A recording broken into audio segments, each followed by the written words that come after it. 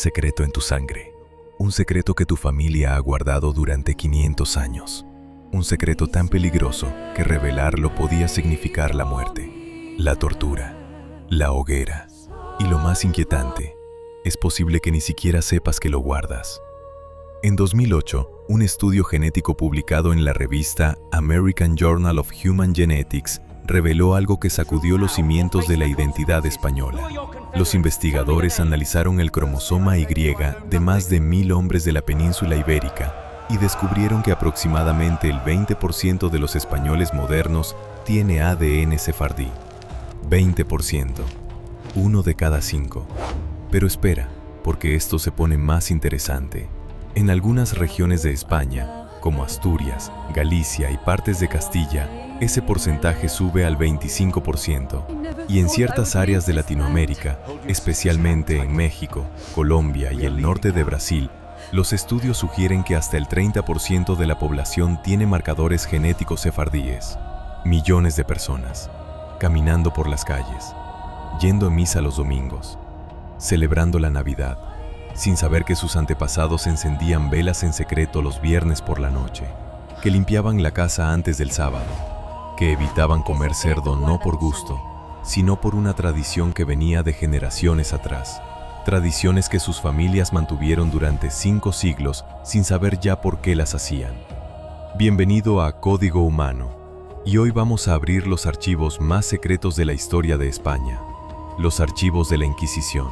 Los registros genealógicos que revelan quién era realmente quién, y los estudios de ADN que finalmente están sacando a la luz la verdad que se ocultó durante 500 años. Esta es la historia de los sefardíes, los judíos españoles, y cómo su sangre, su cultura y sus secretos siguen vivos hoy en millones de personas que no tienen idea de su verdadero origen. Empecemos por el principio, porque para entender lo que pasó en 1492, primero tienes que entender lo que existía antes. Los judíos llegaron a la península ibérica hace más de 2000 años. Algunos historiadores sugieren que las primeras comunidades se establecieron durante el reinado del rey Salomón, alrededor del año 900 a.C., cuando los barcos fenicios comerciaban con la misteriosa Tarsis, que muchos identifican con Tartesos en el sur de España. Pero las evidencias arqueológicas más sólidas datan de la época romana. En Mérida, en Tarragona, en la propia Toledo, se han encontrado inscripciones hebreas que datan del siglo I de nuestra era.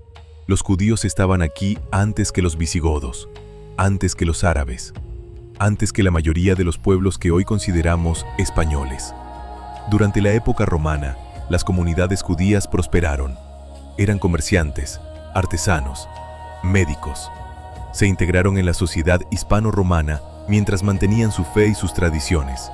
Luego llegaron los visigodos, y aquí empezaron los problemas. Los reyes visigodos, especialmente después de convertirse al catolicismo en el año 589, comenzaron a perseguir a los judíos. El rey Sisebuto en 613 les dio un ultimátum: convertirse o abandonar el reino. Muchos se convirtieron superficialmente, otros huyeron. Fue la primera ola de conversiones forzadas. No sería la última. Pero entonces, en 711, ocurrió algo que cambió todo. Los ejércitos musulmanes cruzaron el estrecho de Gibraltar y en apenas 7 años conquistaron casi toda la península ibérica. Y para los judíos, esto fue una liberación. Bajo el dominio islámico, los judíos experimentaron lo que los historiadores llaman la Edad de Oro. Durante casi 400 años, especialmente en Al-Ándalus, los judíos prosperaron como nunca antes en Europa. En Córdoba, en Sevilla, en Granada, las comunidades judías florecieron. Surgieron poetas como Yehuda Halevi, filósofos como Maimónides, científicos, médicos, traductores. Los judíos sirvieron como puente entre las culturas árabe, hebrea y latina, traduciendo textos clásicos griegos que de otra forma se habrían perdido para siempre. Esta época dejó una marca indeleble. Los judíos de España desarrollaron una identidad propia, distinta de los judíos de otras partes de Europa. Se llamaban a sí mismos sefardíes, del hebreo sefarad, el nombre bíblico para la península ibérica. Desarrollaron su propio idioma, el ladino, también conocido como judeo-español, una mezcla de castellano medieval, hebreo, árabe y otras lenguas que aún se habla hoy en pequeñas comunidades de Israel, Turquía y los Balcanes. Y aquí hay algo fascinante que pocos saben. Muchas palabras del español actual tienen origen hebreo, traídas por los sefardíes. Algarabía viene del árabe, sí, pero su uso en español fue popularizado por comunidades donde convivían árabes y judíos. Y expresiones como balde, para referirse a un cubo, o ciertas formas de decir las cosas, tienen raíces en el ladino que se filtró al castellano general. Pero la Edad de Oro no podía durar para siempre. A medida que los reinos cristianos del norte avanzaban hacia el sur en lo que llamamos la Reconquista, la situación de los judíos comenzó a cambiar. Al principio, los reyes cristianos fueron relativamente tolerantes. Necesitaban a los judíos. Sus conocimientos en medicina, finanzas, traducción y comercio eran invaluables. Alfonso X el Sabio, rey de Castilla en el siglo XIII, empleó a numerosos judíos en su corte. Las famosas traducciones de la Escuela de Traductores de Toledo fueron en gran parte obra de judíos que trabajaban junto a cristianos y musulmanes. Pero el viento estaba cambiando. En 1391, una ola de violencia antisemita sacudió a España. Empezó en Sevilla, instigada por un predicador llamado Ferran Martínez. Las turbas atacaron las juderías, matando a miles. El fenómeno se extendió como un incendio. Valencia, Barcelona, Toledo, Burgos.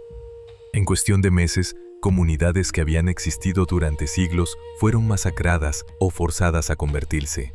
Se estima que murieron entre 5.000 y 50.000 judíos, y decenas de miles más se convirtieron al cristianismo bajo amenaza de muerte. Estos conversos, estos judíos que aceptaron el bautismo para salvar sus vidas, se convirtieron en una nueva categoría social. Los llamaban cristianos nuevos, o, despectivamente, conversos, o marranos. Una palabra cuyo origen exacto es debatido, pero que claramente era un insulto. Y aquí es donde la historia se vuelve verdaderamente oscura, porque muchos de estos conversos no abandonaron realmente su fe. En público iban a misa, bautizaban a sus hijos, celebraban la Pascua cristiana, pero en privado, en sus casas, con las puertas cerradas y las ventanas tapadas, seguían practicando el judaísmo. Encendían velas el viernes por la noche para recibir el Shabbat. Ayunaban en Yom Kippur, el día del perdón. Evitaban el cerdo y los mariscos. Limpiaban la casa antes del sábado. Enterraban a sus muertos de cara a Jerusalén. Eran judíos en secreto, criptojudíos, y vivían con el terror constante de ser descubiertos, porque la iglesia y la corona sospechaban. ¿Cómo podían confiar en conversos que habían aceptado el bautismo bajo amenaza de muerte? ¿Realmente creían en Cristo o simplemente fingían? La respuesta a esta pregunta llegaría en 1478, cuando los reyes católicos, Fernando e Isabel, solicitaron al Papa Sixto IV permiso para establecer un tribunal especial, un tribunal dedicado exclusivamente a detectar y castigar a los falsos conversos, la Inquisición española. Quiero que entiendas algo. La Inquisición no perseguía a los judíos. Técnicamente no tenía jurisdicción sobre ellos. Los judíos que practicaban abiertamente su fe estaban fuera de su alcance. La Inquisición perseguía a los cristianos, específicamente a los cristianos que secretamente seguían siendo judíos, a los conversos que judaizaban. Y la persecución fue brutal. El primer auto de fe se celebró en Sevilla el 6 de febrero de 1481. 6 conversos fueron quemados vivos, acusados de practicar el judaísmo en secreto. Era solo el comienzo. En los primeros 20 años de la Inquisición española, se estima que fueron ejecutadas entre 2.000 y 5.000 personas, la gran mayoría conversos acusados de judaizar. Miles más fueron encarcelados, torturados, despojados de sus bienes, condenados a llevar el San Benito, una túnica infamante que marcaba al portador y a su familia como sospechosos de herejía durante generaciones. Los métodos de la Inquisición eran terroríficos. Cuando llegaban a una ciudad, los inquisidores publicaban un edicto de gracia, un periodo durante el cual los herejes podían confesar voluntariamente y recibir una penitencia leve, pero también publicaban un edicto de fe, una lista de comportamientos sospechosos que los fieles católicos debían denunciar. Y aquí es donde debemos detenernos, porque esta lista es crucial. Revela exactamente qué prácticas secretas mantenían los criptojudíos, y muchas de estas prácticas sobreviven hoy en familias que no tienen idea de su origen. Los inquisidores buscaban personas que encendieran velas limpias el viernes por la noche y se pusieran ropa limpia, limpiaran la casa los viernes y prepararan la comida del sábado con anticipación, no encendieran fuego ni cocinaran en sábado, quitaran la grasa y las venas de la carne antes de cocinarla, o la salaran y lavaran repetidamente. No comieran cerdo, conejo, liebre, mariscos, pescados sin escamas ni animales estrangulados. Ayunaran ciertos días, especialmente en septiembre y octubre, cuando caen las festividades judías. Celebraran la Pascua con pan sin levadura. Bendijeron a sus hijos poniéndoles la mano en la cabeza sin hacer la señal de la cruz. Dieran nombres del Antiguo Testamento a sus hijos. Giraran la cara hacia la pared al morir. Lavaran y amortajaran los cadáveres, enterrándolos en tierra virgen. Rezaran mirando hacia el este. Recitaran los salmos sin decir «Gloria al Padre, al Hijo y al Espíritu Santo» al final. ¿Te suena familiar alguna de estas prácticas? Porque muchas familias españolas y latinoamericanas hasta el día de hoy hacen algunas de estas cosas sin saber por qué. Es tradición de la familia, dicen. Siempre lo hemos hecho así. Y en muchos casos, siempre significa 500 años. Desde que sus antepasados conversos codificaron prácticas judías en tradiciones aparentemente cristianas para sobrevivir a la Inquisición. Pero volvamos a 1492, porque ese año cambió todo. El 2 de enero de 1492, Granada cayó ante los reyes católicos. Era el último reino musulmán de la península ibérica. La reconquista, después de casi 800 años, había terminado. Fernando e Isabel estaban en la cima de su poder. Habían unificado España. Habían derrotado al Islam. Y ahora querían crear un reino puramente católico, sin ninguna otra religión que manchara su pureza. El 31 de marzo de 1492 firmaron el Edicto de Granada, también conocido como el Decreto de la Alhambra. El documento daba a los judíos de España exactamente 4 meses para elegir: convertirse al cristianismo o abandonar el reino para siempre. No podían llevarse oro, plata ni joyas. Tenían que vender sus propiedades, pero nadie quería comprar sabiendo que los vendedores estaban desesperados. Imagina la escena. Imagina que te dan 4 meses para abandonar tu hogar, el país donde tu familia ha vivido durante 1500 años, donde están enterrados tus abuelos, tus bisabuelos, generaciones de antepasados, y no puedes llevarte casi nada. Se estima que entre 100.000 y 300.000 judíos vivían en España en ese momento. Las cifras exactas son debatidas, pero lo que sí sabemos es que la mayoría eligió el exilio. El 2 de agosto de 1492, fecha límite del edicto, los puertos españoles se llenaron de barcos. Miles de familias abandonaron España para siempre. Muchos fueron a Portugal, que los aceptó temporalmente. Otros a Italia, especialmente al Reino de Nápoles. Otros al norte de África. Y muchos al Imperio Otomano, donde el sultán Bayezid II los recibió con los brazos abiertos. Se cuenta que Bayezid dijo: «¿Cómo llamáis sabio Fernando, el rey que ha empobrecido su tierra y enriquecido la nuestra?» Y tenía razón. Los sefardíes que llegaron al Imperio Otomano trajeron conocimientos, habilidades y conexiones comerciales invaluables. Salónica, en Grecia, se convirtió en una ciudad mayoritariamente sefardí durante siglos.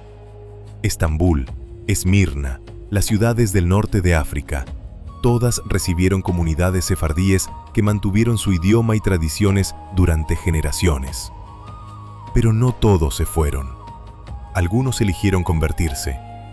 Otros ya eran conversos desde 1391 y simplemente continuaron su doble vida. Y aquí es donde comienza el verdadero secreto. El secreto que dura hasta hoy. Porque los que se quedaron, los que se convirtieron real o falsamente, tuvieron hijos. Y esos hijos tuvieron hijos. Y durante 500 años, esa sangre sefardí se mezcló con la población española general. No se mezcló uniformemente. Los conversos tendían a casarse entre ellos, al menos durante las primeras generaciones. Formaban redes familiares, se ayudaban mutuamente, se protegían. Pero eventualmente, con el paso de las generaciones, esas barreras se difuminaron. Un converso rico podía casar a su hija con un noble empobrecido, comprando así limpieza de sangre para sus nietos. Un converso talentoso podía ascender en la iglesia, en la administración real, en las universidades. Sus descendientes se mezclaban con cristianos viejos y eventualmente la distinción se perdía. O al menos, eso parecía. Porque la Inquisición mantenía registros meticulosos. Cada persona investigada, cada familia sospechosa, cada converso quedaba registrado. Y estos registros podían perseguirte durante generaciones. Si tu bisabuelo había sido penitenciado por la Inquisición, tú eras un cristiano nuevo. No podías acceder a ciertos cargos. No podías entrar en ciertas órdenes religiosas o militares. La mancha de sangre judía, real o imaginaria, te seguía durante siglos. Esta obsesión con la limpieza de sangre creó una sociedad paranoica. La gente investigaba obsesivamente sus genealogías, buscando cualquier rastro de sangre conversa.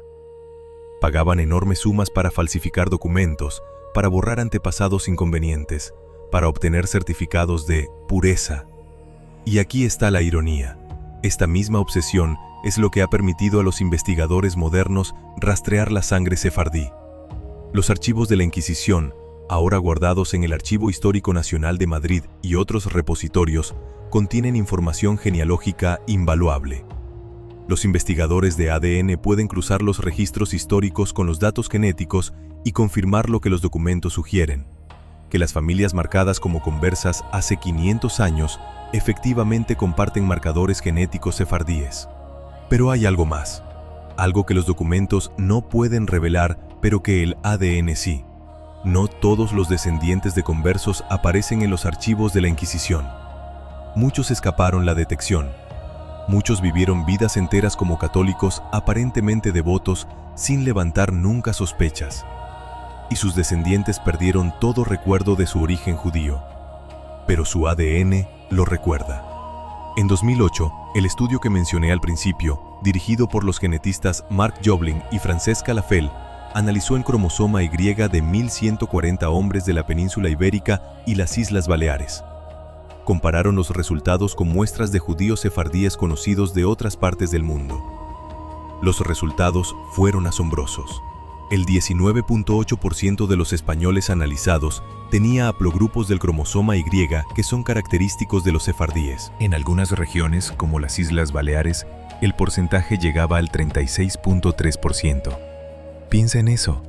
En las Islas Baleares, más de un tercio de los hombres tiene ascendencia sefardí detectable en su cromosoma Y, y el cromosoma Y solo cuenta una parte de la historia. Se hereda únicamente de padre a hijo. No captura la ascendencia que viene por línea materna. Los estudios de ADN mitocondrial, que se hereda de madre a hijo, sugieren que la ascendencia sefardí podría ser aún mayor cuando se consideran ambas líneas. Pero aquí hay algo que hace esta historia aún más fascinante. Los chuetas de Mallorca. Los chuetas son un grupo de familias mallorquinas que descienden de conversos judíos y que han mantenido una identidad separada durante siglos. Sus apellidos son conocidos: Aguiló, Bonín, Cortés, Forteza, Fuster, Martí, Miró, Picó, Piña, Pomar, Segura, Taronjí, Valentí, Valleriola y Valls. Durante siglos, los chuetas fueron marginados. No podían casarse con cristianos viejos. No podían acceder a ciertos oficios. Vivían en una zona específica de Palma.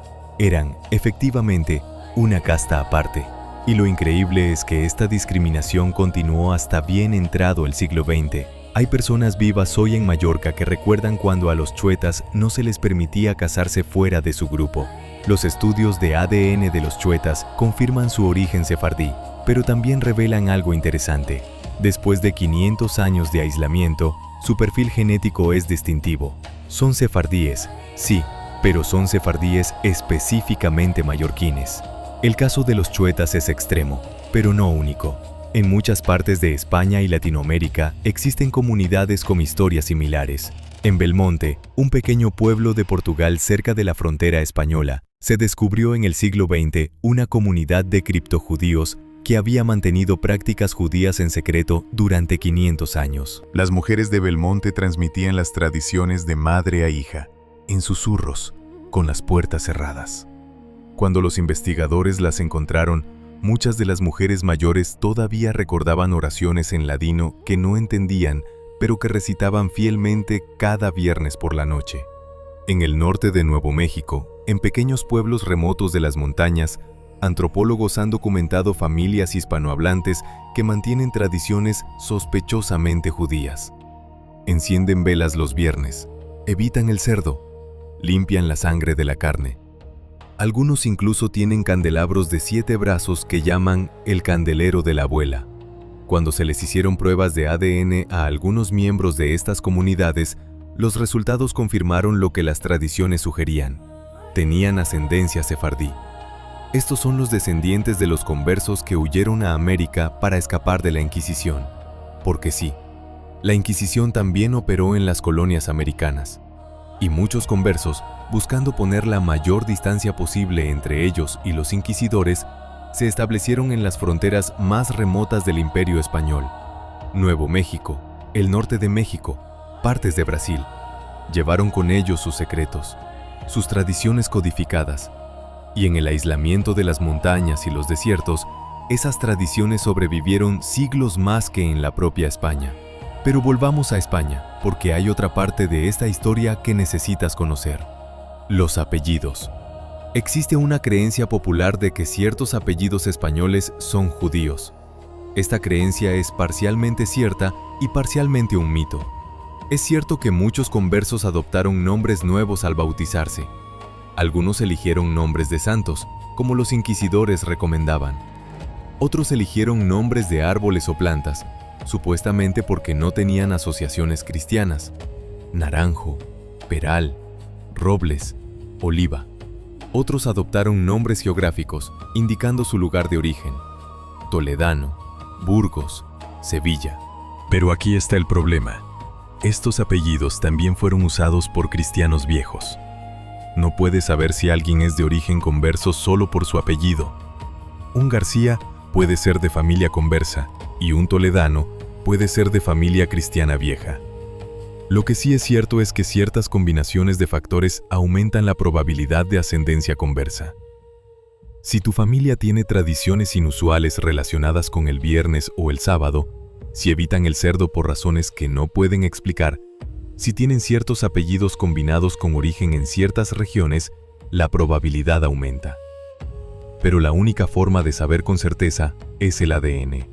Y esto nos lleva a uno de los desarrollos más fascinantes de los últimos años: las pruebas de ADN comerciales. Empresas como 23andMe, Ancestry DNA y MyHeritage ofrecen pruebas genéticas que pueden detectar ascendencia sefardí. Miles de españoles y latinoamericanos han descubierto, a través de estas pruebas, que tienen un porcentaje significativo de ADN judío o específicamente sefardí. Para muchos, el descubrimiento es un shock. Han vivido toda su vida como católicos, sin ninguna conexión consciente con el judaísmo. Sus familias han sido católicas durante generaciones. Y de repente, un test de saliva les dice que el 15, el 20, el 30% de su ADN es sefardí. ¿Cómo reaccionas a eso? ¿Cambia quién eres? ¿Cambia tu identidad? Para algunos, el descubrimiento despierta una curiosidad que se convierte en obsesión. Empiezan a investigar sus genealogías, a buscar en los archivos, a aprender sobre la historia sefardí. Algunos incluso comienzan un proceso de retorno al judaísmo. Para otros, es simplemente un dato interesante, una curiosidad histórica que no cambia nada en su vida diaria. Y para algunos, es un trauma. Descubrir que su familia ha vivido una mentira durante 500 años, que sus tradiciones más íntimas tenían un significado secreto que nadie recordaba, que la identidad que pensaban conocer era solo la superficie de algo mucho más profundo y complejo.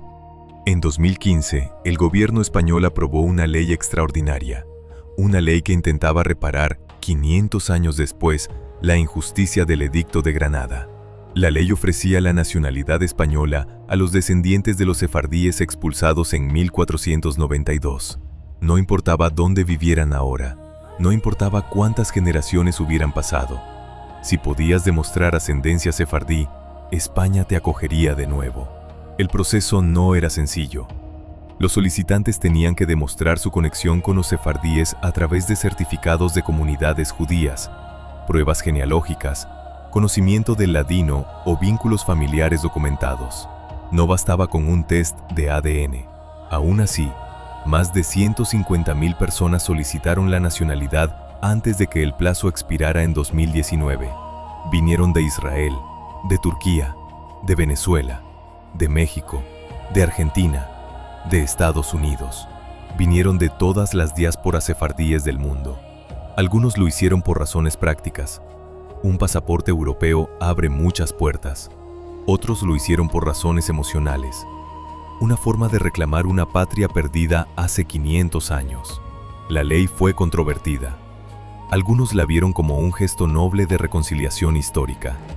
Otros la criticaron como insuficiente, señalando que no se había ofrecido una compensación similar a los descendientes de los moriscos, los musulmanes expulsados en 1609, y otros la vieron como una oportunidad económica, una forma de atraer inversión sefardí a España. Pero lo que nadie puede negar es que la ley obligó a España a confrontar su pasado, a reconocer oficialmente que el Edicto de Granada fue una injusticia, a admitir que la pureza de sangre que se persiguió durante siglos era una mentira destructiva, porque esa es quizás la lección más profunda de esta historia. La pureza no existe. La España que los reyes católicos intentaron crear, una España puramente católica, sin rastro de sangre judía o mora, nunca existió. Nunca podía existir. La historia de la península ibérica es una historia de mezcla. Fenicios, griegos, romanos, visigodos, judíos, árabes, bereberes, todos contribuyeron su ADN a lo que hoy llamamos español. La obsesión con la limpieza de sangre fue una fantasía destructiva. Destruyó vidas, destruyó familias, destruyó comunidades enteras, y al final no logró nada. La sangre que intentaron purgar siguió fluyendo a través de las generaciones. El 20% de los españoles con ADN sefardí son la prueba viviente de ese fracaso. Son los descendientes de los que se quedaron, los conversos, los criptojudíos, los que fingieron, los que olvidaron, los que sobrevivieron. Y ahora, 500 años después, el ADN está revelando la verdad. Pero hay algo más que quiero que consideres, algo que va más allá de la genética. La identidad no es solo ADN. La identidad es memoria, es cultura, es tradición, es elección. Un español que descubre hoy que tiene ADN sefardí no se convierte automáticamente en judío. Sigue siendo quien era ayer, pero tiene una nueva pieza del rompecabezas de su historia familiar. ¿Qué hace con esa pieza? Eso depende de él. Algunos investigan más, aprenden ladino, visitan sinagogas, estudian la historia de sus antepasados. Algunos llegan a convertirse formalmente al judaísmo, cerrando un círculo que se abrió hace 500 años. Otros simplemente incorporan el conocimiento a su sentido de identidad. Son españoles con la ascendencia sefardí, católicos con abuelos que eran judíos en secreto, latinoamericanos cuyas tradiciones familiares finalmente tienen explicación, y otros no hacen nada. Es solo información, no cambia quiénes son. Todas estas respuestas son válidas, porque la identidad es compleja, es personal, es individual. No hay una forma correcta de responder al descubrimiento de que tu familia guardó un secreto durante 500 años. Lo que sí podemos hacer es recordar. Recordar que hubo un tiempo en que ser judío en España era peligroso. Recordar que miles de personas murieron en las hogueras de la Inquisición. Recordar que cientos de miles fueron expulsados de su hogar. Recordar que los que se quedaron vivieron con miedo durante generaciones. Y recordar que, a pesar de todo eso, la sangre sefardí sobrevivió. Las tradiciones sobrevivieron. La memoria, aunque fragmentada, aunque distorsionada, sobrevivió. En pequeños pueblos de Portugal, ancianas siguen encendiendo velas los viernes aunque no saben por qué. En Nuevo México, familias hispanas siguen evitando el cerdo aunque lo atribuyen a supersticiones. En España, abuelas siguen limpiando la casa antes del sábado porque así se ha hecho siempre. Son los ecos de Sefarat, los susurros de 500 años de secreto, las huellas de ADN de los judíos españoles que se negaron a desaparecer. Si estás viendo este video, es posible que tú también tengas esas huellas en tu ADN. Estadísticamente, si eres español o latinoamericano, hay una probabilidad significativa de que las tengas. Y si las tienes, ¿qué significa eso para ti? Esa es una pregunta que solo tú puedes responder. Pero al menos ahora conoces la historia, conoces el contexto, sabes de dónde vienen esas tradiciones extrañas de tu familia, sabes por qué tu abuela hacía ciertas cosas que nunca podía explicar, y sabes que no estás solo. Millones de personas en todo el mundo comparten esta historia. Millones de descendientes de los sefardíes que fueron expulsados, convertidos, perseguidos, olvidados, pero no borrados, nunca borrados. La sangre recuerda lo que la mente olvida. Y después de 500 años, los secretos finalmente están saliendo a la luz. Esta es la historia de los sefardíes. La historia de España antes de 1492, cuando judíos, cristianos y musulmanes convivían en una tierra que llamaban hogar. La historia de la expulsión, cuando cientos de miles fueron arrancados de esa tierra. La historia de los que se quedaron, que tuvieron que elegir entre su fe y su vida. Y la historia de sus descendientes, que viven hoy sin saber que llevan esa historia en su sangre. Es una historia de persecución, de supervivencia, de secretos guardados durante siglos y finalmente de revelación, porque el ADN no miente, el ADN no olvida. Y después de 500 años de silencio, el ADN de los sefardíes está hablando de nuevo. La próxima vez que enciendas una vela un viernes por la noche, o que limpies la casa antes del sábado, o que prepares la comida evitando ciertos ingredientes por razones que no puedes explicar, pregúntate, ¿de dónde viene esta tradición? Quizás venga de tu madre, que la aprendió de su madre, que la aprendió de su madre, a través de generaciones ininterrumpidas que se remontan a una mujer que vivía en España hace 500 años. Una mujer que encendía velas el viernes por la noche no por tradición familiar, sino porque era el Shabbat. Una mujer que limpiaba la casa el viernes porque el sábado era sagrado. Una mujer que vivía como cristiana en público y como judía en secreto. Una mujer cuyo secreto ahora vive en ti.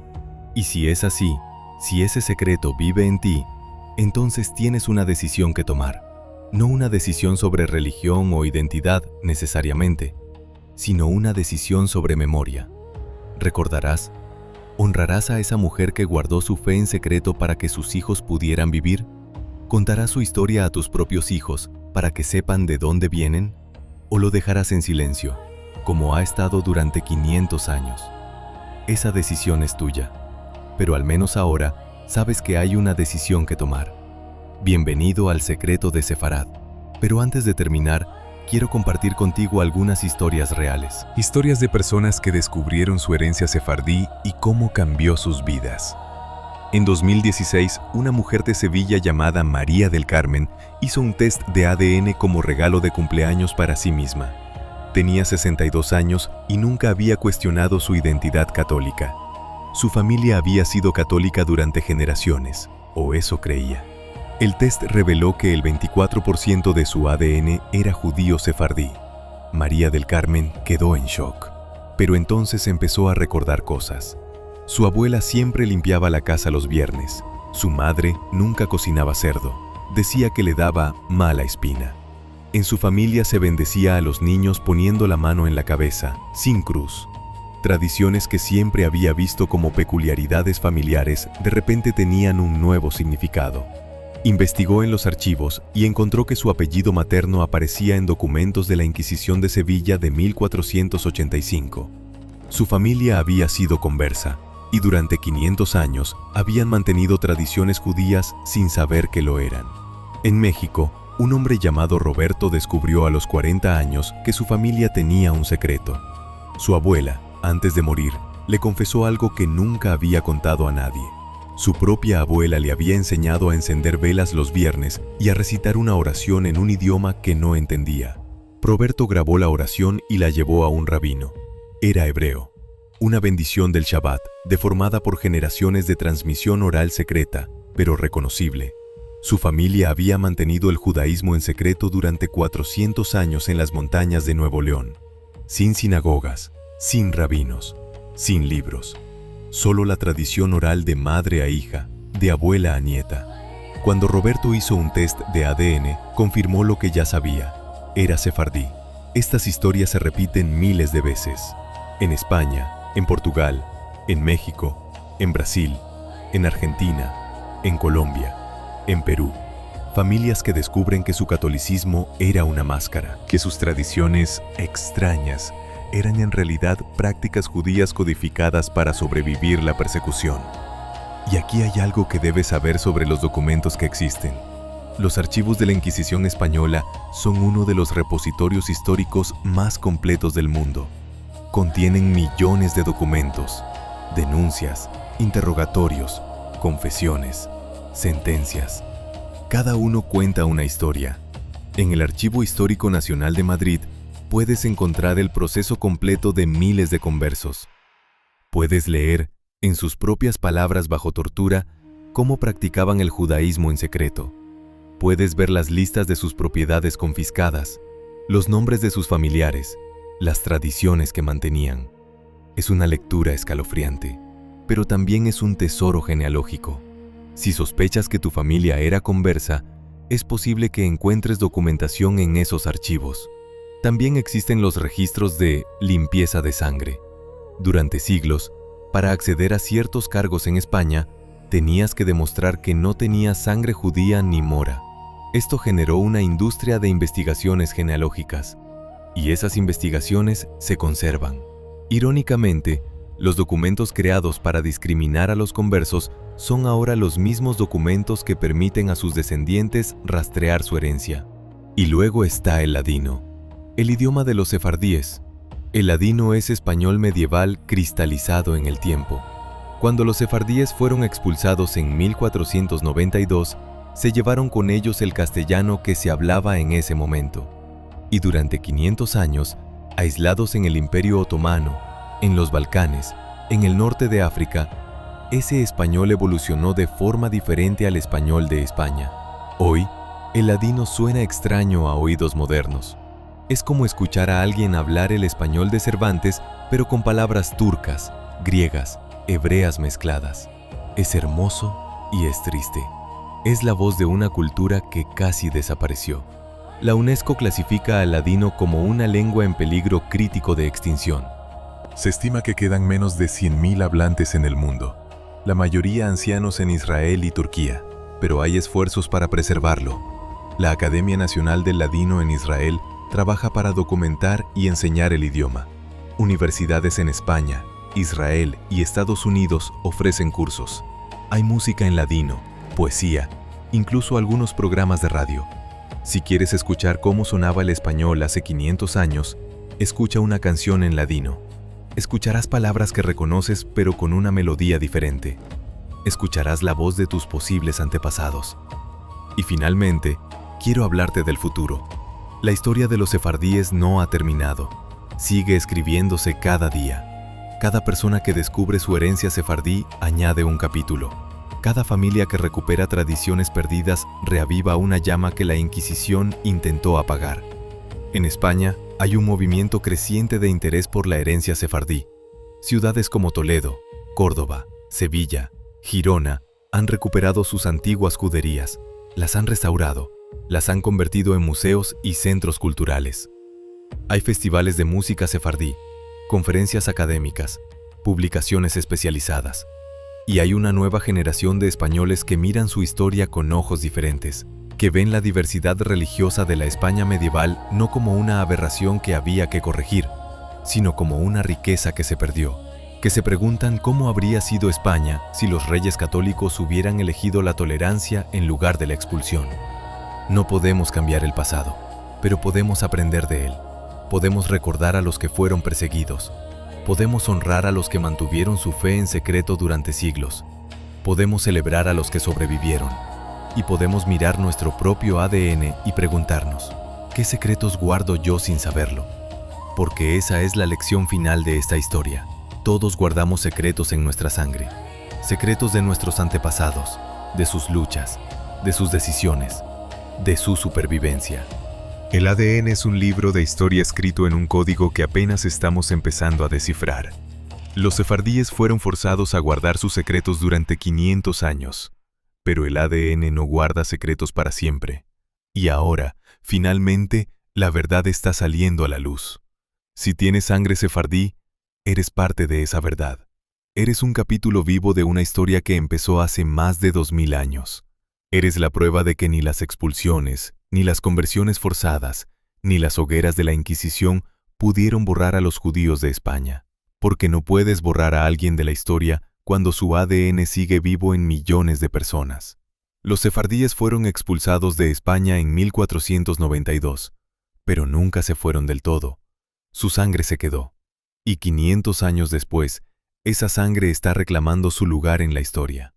Esta ha sido la historia de los sefardíes, el secreto más largo de la historia de España, un secreto que ahora vive en ti. Hasta el próximo episodio de Código Humano.